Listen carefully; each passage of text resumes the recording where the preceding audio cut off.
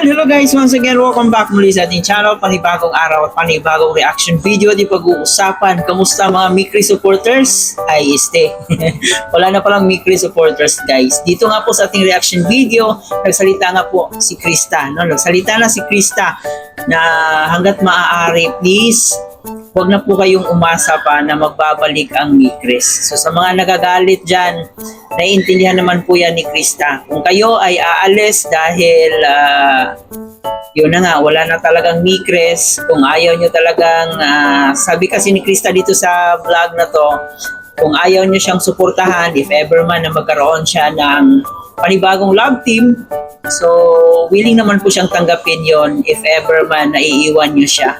So dito nga po guys, no, emotional po si Krista na nakikiusap sa mga Mikri supporters kasi sobrang gulo po ng Mikri supporters ngayon. Yung iba nag-away-away dyan sa comment section, yung iba pabor dito sa Mikris, no?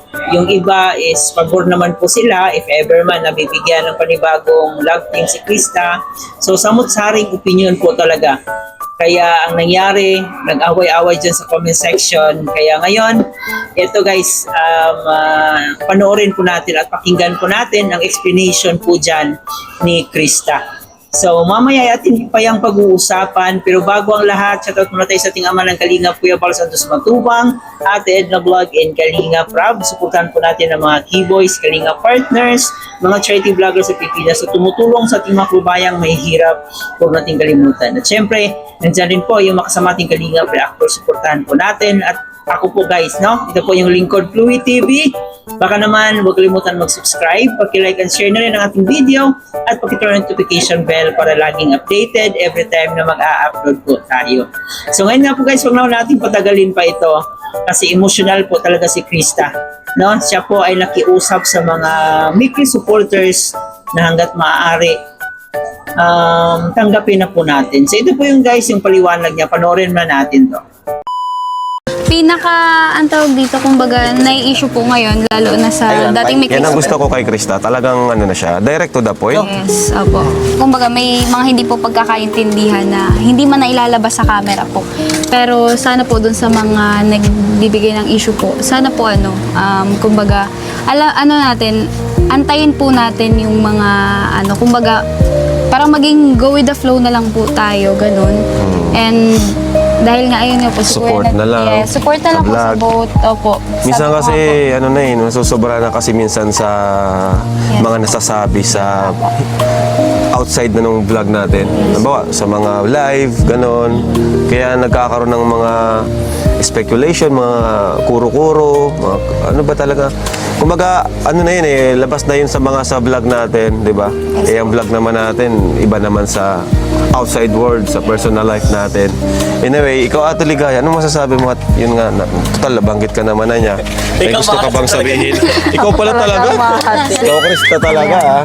So, yun nga, masasabi ko lang po, yun nga, sana ma-stop na kung ano man po yung mga issue nung nakaraan. Kasi gaya nga po ng sabi ni Kalinga Prab, kami wala naman po kami ditong issue, okay naman po kami.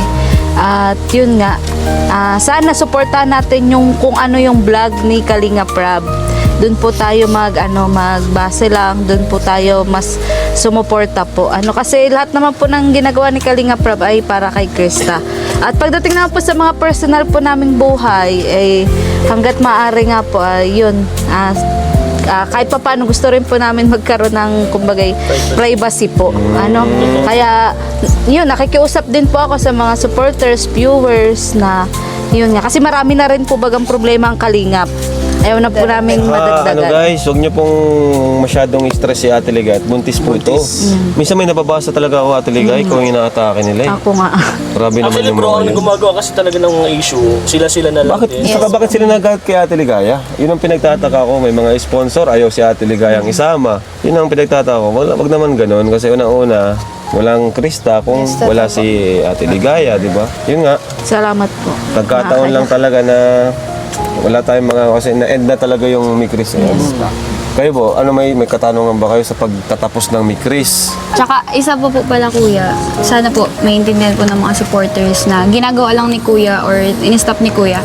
Kasi si kuya naman po yung nakakaalam ng ikakabuti ko. Yun. Meron po kasing mga bagay na hindi na natin kailangan sabihin pa basta in-stop natin kasi may mga rason yan. May mga reason po yan. Kaya in-stop natin. Kumbaga Diba? magtiwala tayo kay Kalinga Prab.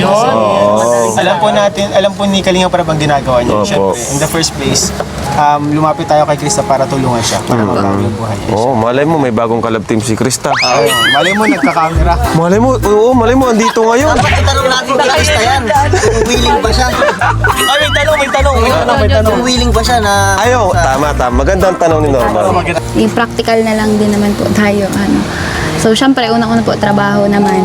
And, ayun nga, gaya ng sabi nga ni kuya, tapos na din naman po ang Mikris. And, kumbaga, ano na lang natin, kung ngayon po, pag sabi ko ng ganito, is kung may mga wala man po, nasa sa inyo po yan, desisyon nyo po yan. Hindi ko po kayo dyan mapipigilan. Hindi ko po kayo dyan supportahan pa rin ako kung, ayun nga po, kung masaktan man kayo po, sasabihin ko. Pero, kaya yun, yung akin po is, tandem, okay lang naman po kasi ayun yung part po ng life, ang mga may mga umalis, may dumarating. At everything's happen for a reason. Andito na po tayo sa entertainment na lang kung kaya Entertainment, gano'n. sana po maintindihan po ninyo. Pero yun nga po, gaya po ng sabi ko po kanina, kung hindi nyo man po gustuhan or malulungkot kayo kung gusto nyo pong umalis, di ko po kayo mapipigilan. Kasi, naman yung sinabi mo, ano po, reason nyo, ano po yan, decision nyo po yan. Para sa akin, diyan mo mas makikita kung sino talaga yung tunay na nakasuporta sa'yo. Bakit ka nila pinapanood, kung bakit sila naandyan. Di, ano kasi bro, may mga nababasa ka din siguro, may mga nakikita din siguro sa mga comments na once daw na i-love team siya sa iba, alis daw sila. Hindi na daw susuportahan si Krista. Natatakot ka mong mawala. Pero ang tapang ng ginawa niya kanina, ng sinabi niya kanina. Kasi naisip ko po, nandun na po tayo sa reality ng life and syempre ano na po to, kumbaga hindi katulad ng Mikris po. Ngayon is ako na lang po mag-isa and kahit ako din po, kahit sila kuya din kasi mahirap din po kasi guys na mag-vlog na Hindi mo mag-isa alam. lang at hindi mo alam kung anong pwedeng i-content. Kaya sana po maintindihan niyo po once na dumating yung time na magkaroon man ako ng tandem. Uy, ngumiti si Lolo. Para sa akin, siyempre masakit talaga, no? Kasi yung Mikris, ilang months rin po siyang nagpapakilig, nagpapasaya. Pero yun na nga sabi ni Krista dito, nandito po sa realidad. So hindi naman po porkit love team sila ay talagang panghabang buhay na po yan, hindi na po yan mawawala. So tanggapin na po natin na wala na po talagang Mikris. At dito rin po guys, nakikiusap rin po siya na if ever man na magkaroon siya ng panibagong love team, is nakikiusap siya na kahit papano kung gusto niyong sumuporta pa ay masaya po siya. Pero kung ayaw niyo nang suportahan yung bagong love team niya, tinatanggap naman po niya yon. So wala pong sapilitan, sabi ni Krista dito. So dito nga natin malalaman kung sino talaga yung totoong sumuporta at nagmamahal kay Krista, di ba? So yun, para sa akin, siyempre tanggapin na lang po natin kasi ganoon talaga ang buhay. At noon pa man pinaliwanag na rin yan ni Kalinga Picoy sa kanyang live na sila po ay totoong magkuya lang po. Kaya sa mga nagagalit dyan, sana habaan nyo po yung pasensya nyo. No, para naman po ito kay Krista. No, para po ito sa kanya, para sa kanyang mga pangarap. So yun po ang pinaka-objective talaga dito para po ito kay Krista. So if ever man na magkaroon siya ng panibagong love team, kasi sabi nga niya sobrang hirap din po pag siya lang iba-vlog, no? Parang nakakasawa rin pag wala siyang love team.